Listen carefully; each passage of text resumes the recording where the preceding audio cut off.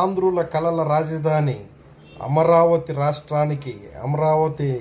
రాష్ట్ర రాజధాని నిర్మాణానికి 15,000 కోట్లు సెంట్రల్ గవర్నమెంట్ ఫండ్స్ ఇస్తున్నట్లు నిన్న భారత ఫైనాన్షియల్ మినిస్టర్ నిర్మలా సీతారామన్ గారు ప్రకటించడం చాలా సంతోషకరమైన విషయం.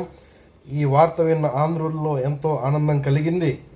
అదేవిధంగా దీనంతటికీ కారణం మన మాన్యశ్రీ ముఖ్యమంత్రులు శ్రీ నారా చంద్రబాబు నాయుడు గారి పూర్తి స్థాయిలో వారి యొక్క పనితనం, అదేవిధంగా మన రాష్ట్ర ప్రజలు ఇచ్చిన ఫలితం, ఇవన్నీ కూడగట్టుకుని అహర్నిశలో పనిచేస్తున్న ఒక నిత్య శ్రమజీవి మన నారా చంద్రబాబు నాయుడు గారు.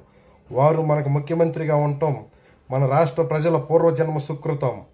అదేవిధంగా నిన్న వారు చెప్పేటప్పుడు పోలవరం పూర్తి స్థాయిలో పండు ఇస్తామని చెప్పడం జరిగింది.